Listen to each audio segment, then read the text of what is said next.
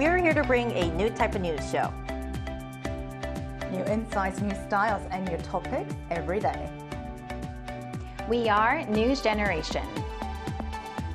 Bring news just for you. It's Thursday, March 6th here in Seoul. I'm Song Yujin, and welcome to News Generation. Joining us this Thursday is Cheska Dainhong. Happy Thursday, everyone! Happy Thursday! And Grace Park. Happy Thursday! Happy Thursday. Now, both are here to speak on behalf of those in their 20s and 30s. We're going to begin with our keyword news. Our keyword for this Thursday is tradition.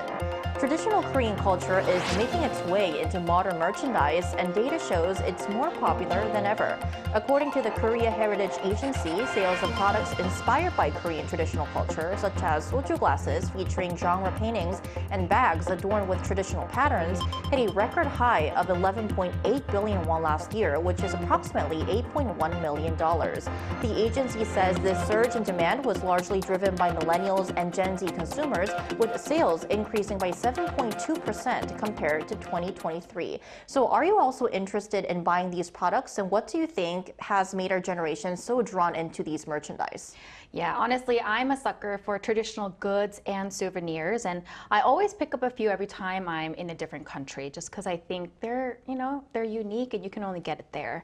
I love traditional Korean trinkets because of the antique designs and beautiful colors, and they actually bring up fond memories of my grandparents' place from when I was younger. And I especially like the Korean fans because they're both beautiful and practical. Right. And I love the tage. I don't know if you know that, but it's the really beautiful mother of pearl, like usually white artwork that's on a black background. Right, so although they're antique and very traditional, they're kind of considered something that's really cool and trendy these days. And Cheska, I heard that you brought something to the studio to show our viewers of these actual merchandise. Yeah, and I'm definitely one of the millennials and Gen Z in the States who buy these kind of trinkets. I even brought one. It's a traditional bookmark. Oh, and you can see the it's way very fleshy. Yeah, the light glistens, and it's actually a traditional pattern. And I bought this in Insadong. Oh. So I definitely contribute to the increase in the sales of these type of goods and services. But I think it's a very unique characteristic of our generation. We love tradition, but we also like a modern twist. And especially if you just walk around, I shop around Insadong a lot, and I marvel at the creative blend of these traditional trinkets with a modern twist. For instance, like I saw a candle holder and like a phone case, even like these notebooks that have a traditional patterns and like palaces on them. So I definitely think it's worth trying out, and I'm quite excited to have more of these trinkets in my collection as well. Definitely. So if you want to check these items out, you can either visit Insadong, which is in Seoul, that Cheska mentioned, for offline shopping, and for online shopping, you can browse the Korea Heritage Agency's online store, which is www.khmall.or.kr. And that was our keyword news for this Thursday. So we're now going to move on to our main discussion of the day. Thursday is when we explore the Korean wave and the global appeal of Korean culture. Take a look at the screen to find out more. Korean convenience stores have come a long way. Once just a quick stop for snacks and drinks, they've now evolved into multifunctional hubs, offering parcels, banking, and postal services. Over the years, South Korea has cemented its status as a global leader in convenience store innovation. Now, these stores are expanding beyond Korea, attracting international tourists and even operating branches overseas. What's fueling this K-convenience store boom? Right, so today we're going to talk about the K-convenience craze that is going global, and we're going to start off by asking our panelists, how often do you go to convenience stores and what do you usually buy or do there? The reason I'm laughing is I probably go too much, and maybe I shouldn't be going so often. Like every day? Yeah. Maybe. Or multiple times a day? I was going to say, of course, every day, but sometimes multiple times a day. Because if you're a single household like myself, there's usually a convenience store either in your building or close to your vicinity. Right. So it's really accessible. And Korean convenience stores are just fantastic. I mean, usually I go for snacks or even like pre-made meals, packaged milk. But when I travel to different cities, I think this is when I realized the amazingness of convenience stores. I've bought battery charger, contact lens solutions, hand cream, and even medications for like headaches or when I got like period cramps all of a sudden. So everything from like pre-made food to like electronics, amenities, medications, I mean, you name it. It's pretty much everything you can find in these convenience stores. No wonder they're called convenience Yeah, stores, they're right? super convenient. They should be super convenient stores. So Jessica is a very regular customer, Yeah. consumer of convenience stores. Is this true to you, Grace, as well? I'm not maybe as regular as Jessica is, but I do go very early in the morning because there's usually nothing else that's open around the area. But there are a bunch of convenience stores that are open. So yeah, when I go, I usually grab, my morning coffee, sometimes my boiled eggs.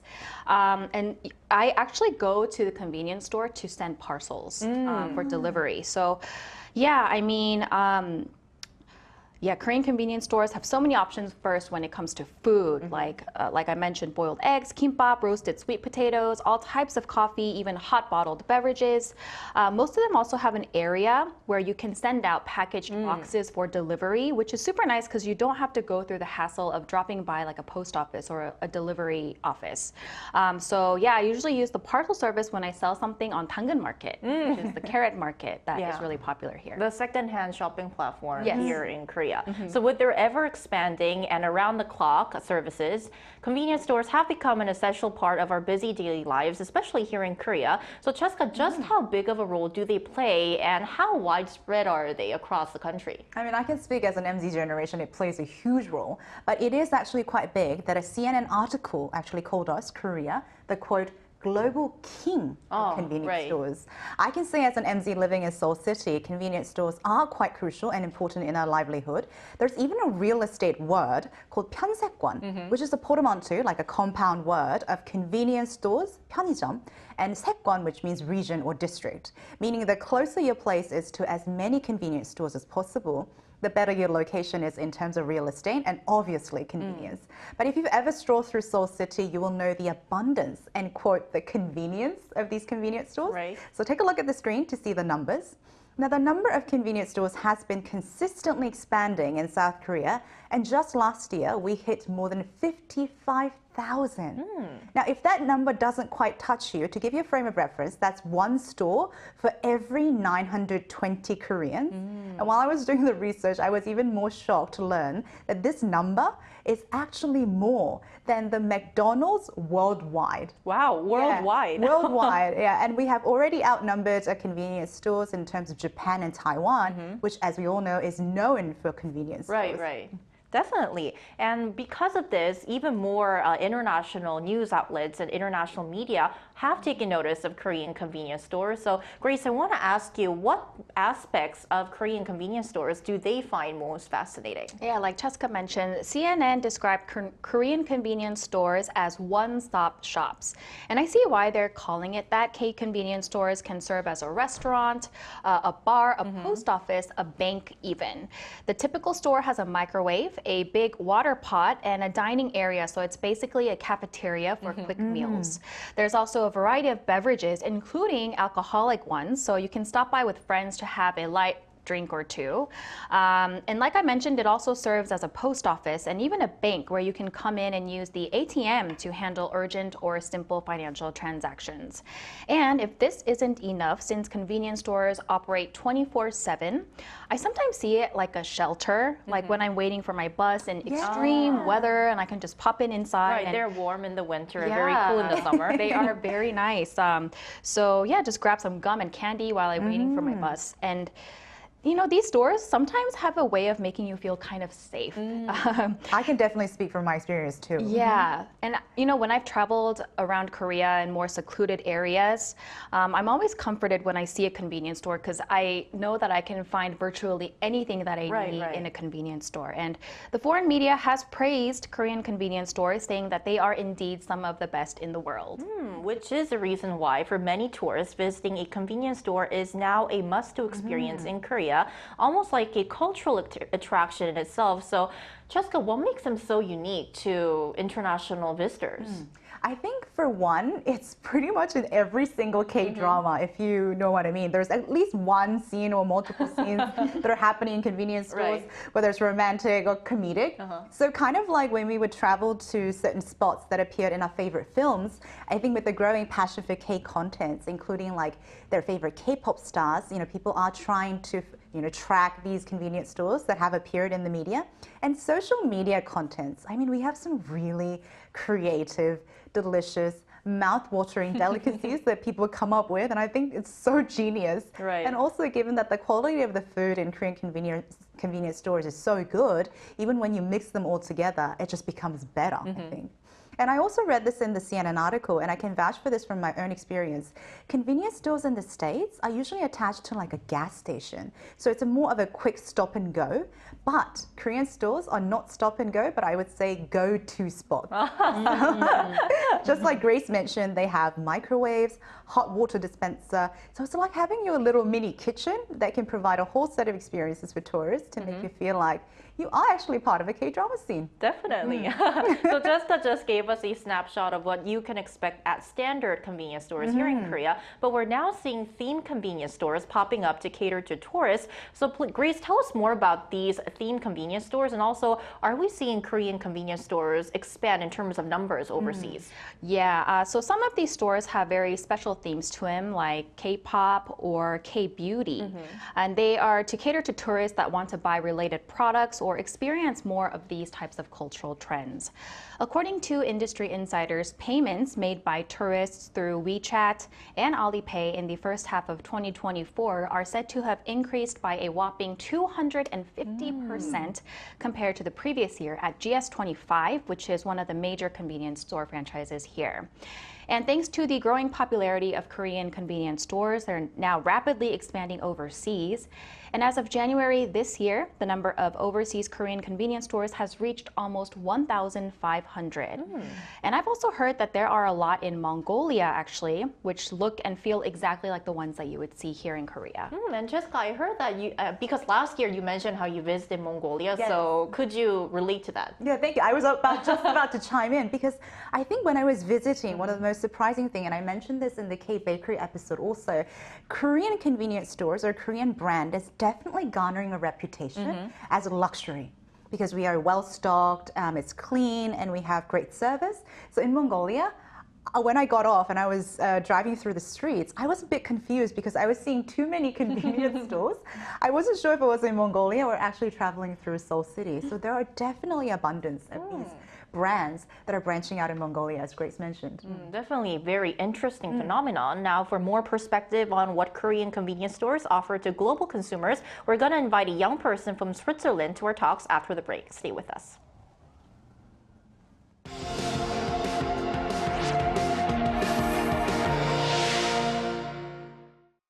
NewsGen wants to hear from you.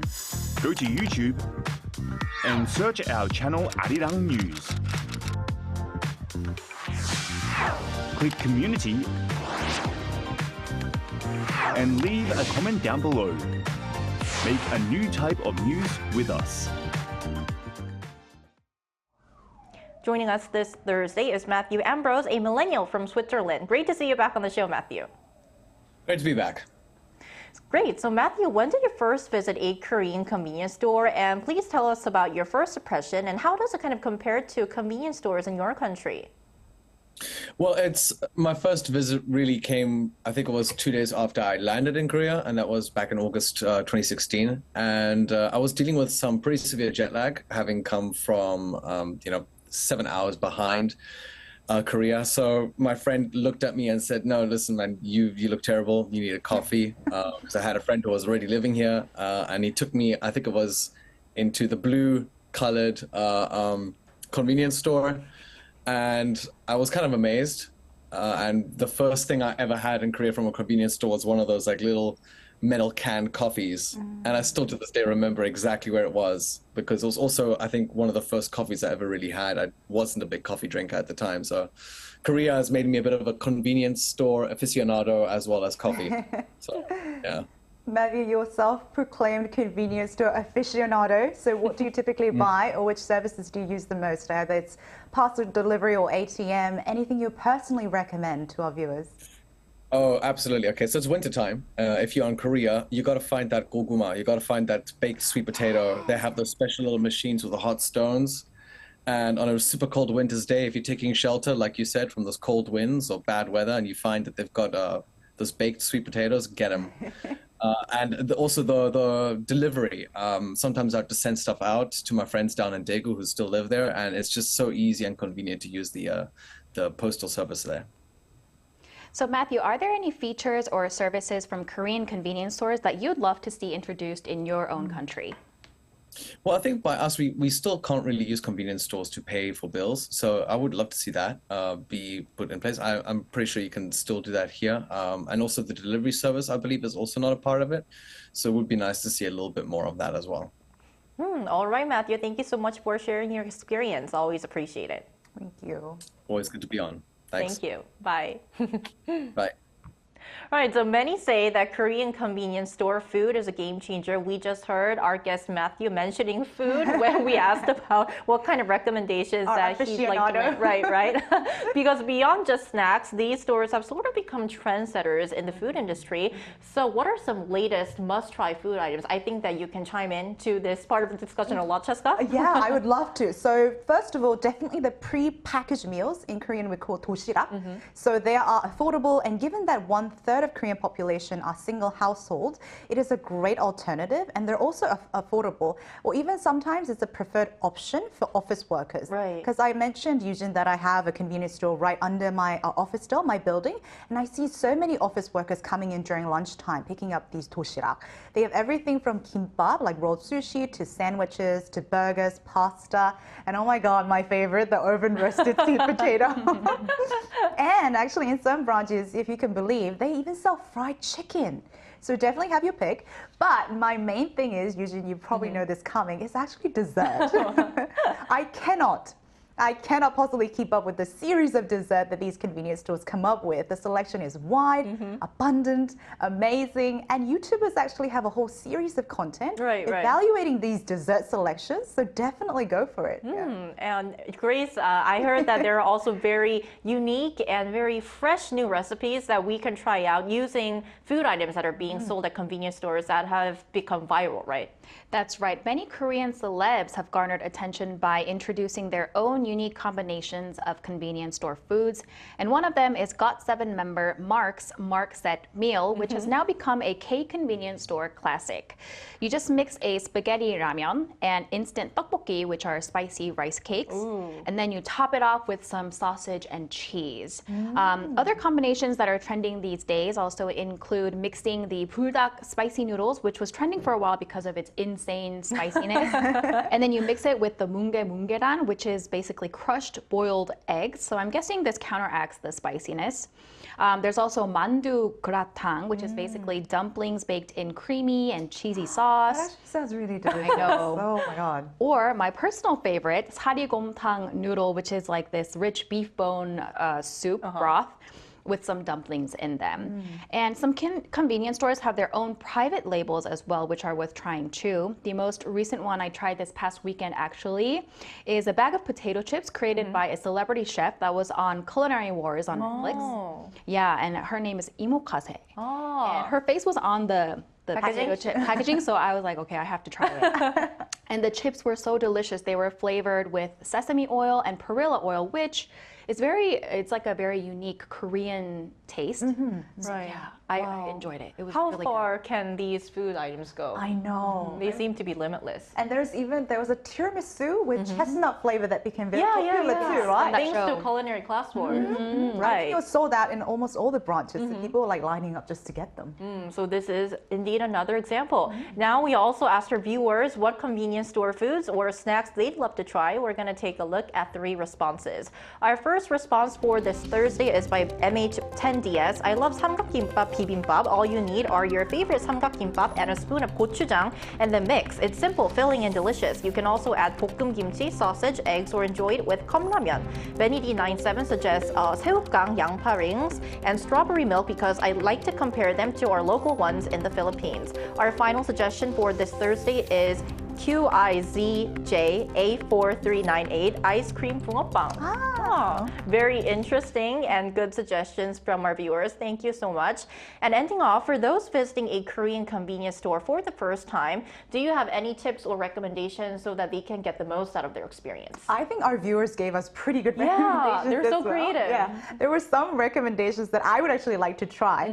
But as the name goes, it is supposed to be, quote, convenient. But if you struggle with using certain equipment or figuring out how to eat, always ask, and there's a lot you can actually do at the store. As Grace mentioned, we can send packages, buy umbrella, charge or purchase your Metro card, even buy like recycling trash bags and food waste bag, which is really important if you're living in Korea. So do a little bit of research before you go, and then you'll get more out of these convenience stores. And if you have any more questions, you can ask Cheska. Right? Send them to me, send them my way. Right, what about you, Grace? Yeah, Korean convenience stores truly offer something for everyone. You can find all types of people inside, young and old, male and female, locals and tourists. So don't be intimidated and just walk in with an open mind to try out new foods. Maybe you could even get creative by mixing and matching foods to get your very own creation. Definitely. Yeah. And that wraps up our discussion about Korean convenience stores and also this episode of News Generation. But we will be back tomorrow at 10:30 a.m. Korea time. Special thanks to Cheska Dainha. Pleasure's always mine. Thank you. Thank you. And Grace Park. Thank you. Thank you. And to our viewers, thank you for tuning in. And we'll see you tomorrow on Friday. We are News Generation.